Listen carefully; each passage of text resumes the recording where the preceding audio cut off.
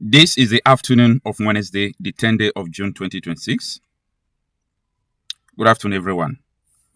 On the 5th day of June 2026, that was last week, the Department of State Service, DSS, arrested two persons of Fulani descent in Edo State, Nigeria. And their names are Mr. Bawa and Mr. Nuhu. What is the reason why DSS arrested these two people? They were making calls and their calls were intercepted. And there was an intelligence at the disposal of the command that indicates that these people are planning to kidnap school children in the state, particularly in Edo North Senatorial District. That is what the memo stated. And these people were arrested. So, the news is not flying. Thank God I saw it, Sahara Reporters published it, but the news is not flying. And this is a very high alert, something that everybody's supposed to share. Now, this one is not from Okocha. You are hearing it first from Okocha. Maybe you will say you may not even take you serious because Okocha is not a security personnel. This one is from the Department of State Service, DSS. So I'm glad that, not Channels Television. Sahara Reporters were able to publish it. This is a classified information, and I fought DSS for that. That is unprofessional. Anything about security alert is not supposed to be classified. We are talking about people's life being in danger, and you are making it classified. You will send a secret memo. This is supposed to be an open confession. DSS is supposed to come and address people, address the people of Edo State, address everybody that look at. We have arrested two people. They are planning to kidnap the word says mass abduction. So maybe if care is not taken, you will hear that 1,000 students have been abducted from Edo North, from maybe 7 schools, 10 schools, and they whisk them into the bush. All right. Let us understand more about the details of this planned abduction.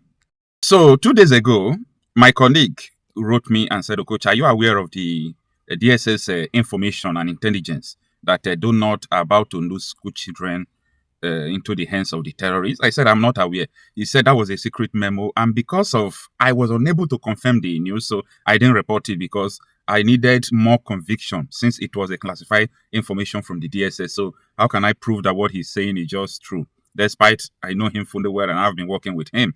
So until I see that Sahara Reporters published it as well, that was when I now confirmed that what he told me was true. And this is what the Sahara Reporters wrote, that terrorists planning mass abduction of school children in Edo State, DSS reveal in circulating memo. And this is the details. Let us go through it. It's important we understand everything. This is about war that is going on. This is not just normal abduction. It is a war. Now, this is the details of the article. It reads that the Department of State Services, DSS, has uncovered a plot by suspected terrorists and bandits to carry out a mass abduction of school children in Edo State, particularly within the Edo North Senatorial District, according to an intelligence memo circulating online.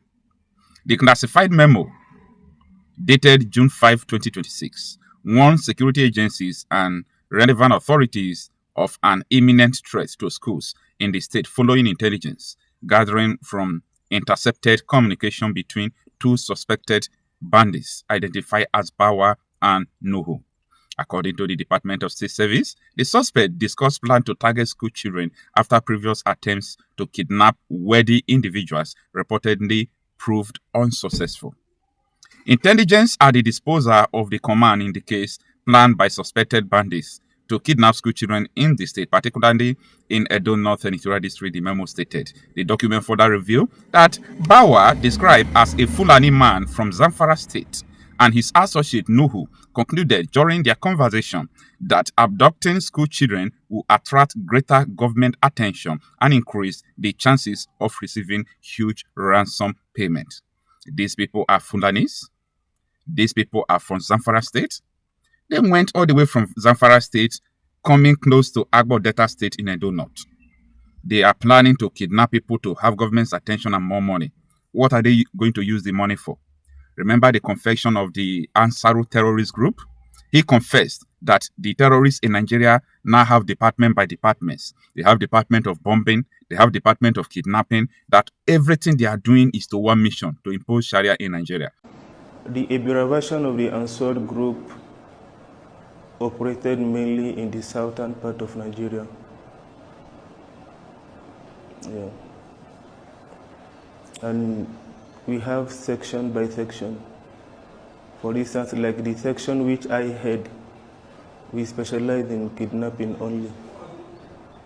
And the section was formed recently. So while other sections carrying out public attack on banks and other public places and stations. The person that introduced me to the group was Abdurrahman. His name was Abdurrahman, but he's dead now. He's dead. So he preached to me, though it is a religion that we do, just like a normal salat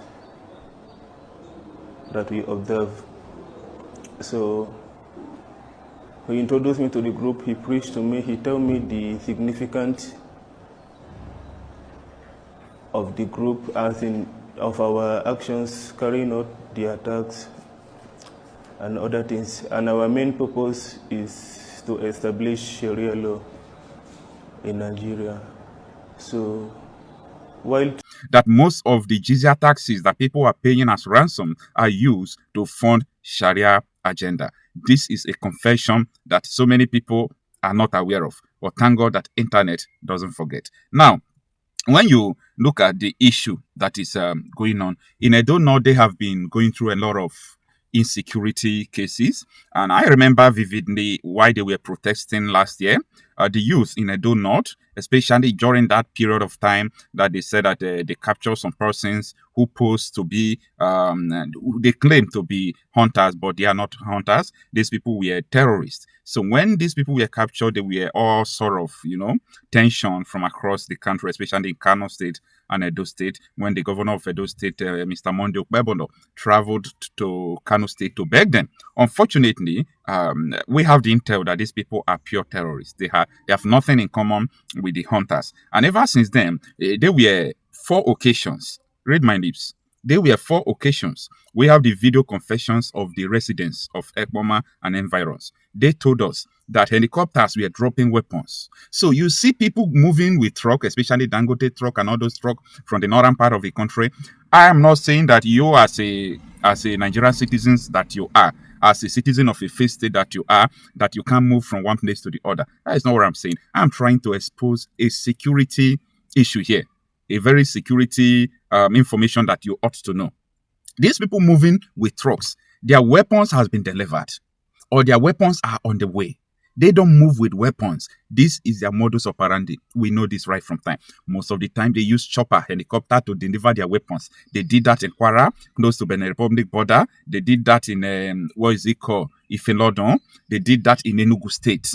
And that Enugu State was so terrifying.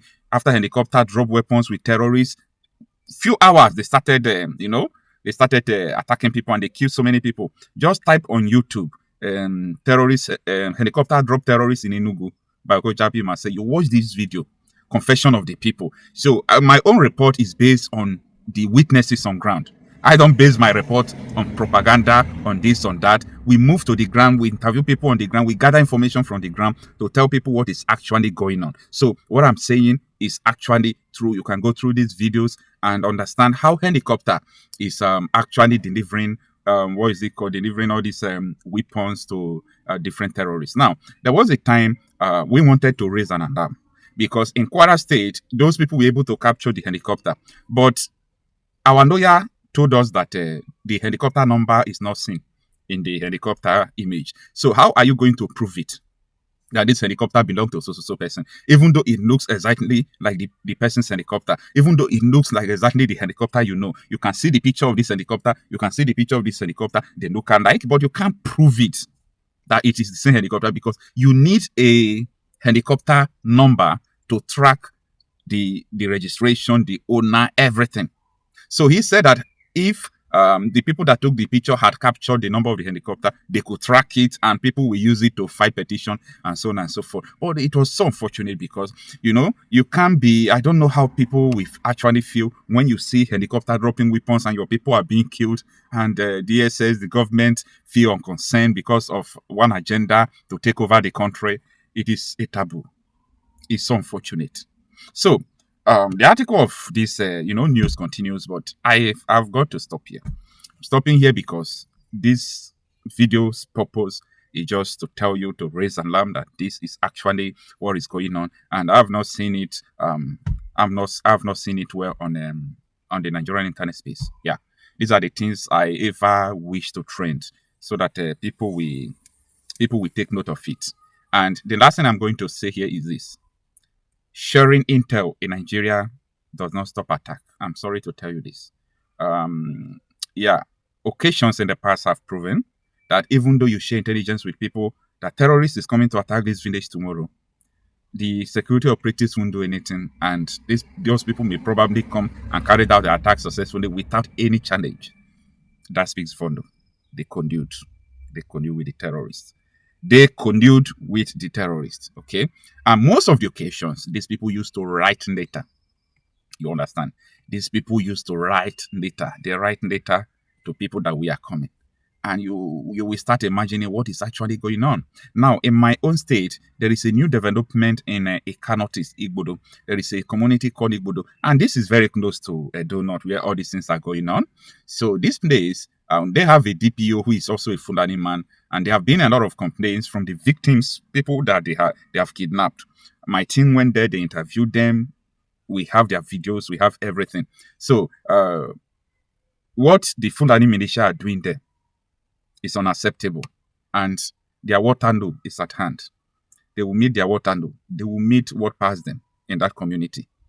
You cannot come to a community be kidnapping people because a Fulani DPO is there. If they call DPO is not interested in anything. And sometimes the terrorists will kidnap you. They will ask you to mention people in that community who can fund their agenda. Like, if you try to, okay, I will publish the video, okay? Maybe because of what I'm saying now, I have to publish the video for people to see, but I have to blur the face of the people.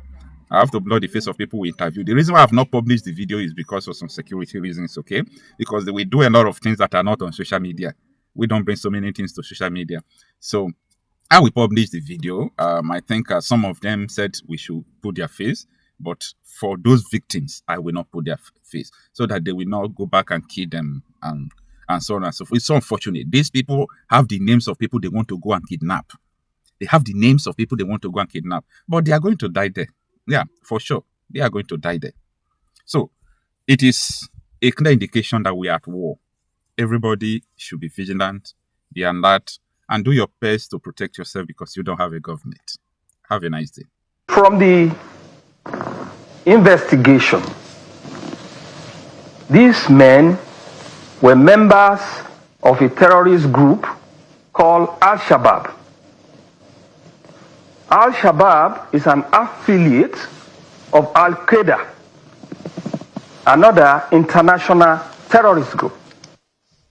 Investigation revealed that they decided to attack Owo because their leader, one Odoba, who remains at large, told them that the Catholic Church was insulting the Prophet Muhammad, which they considered blasphemous.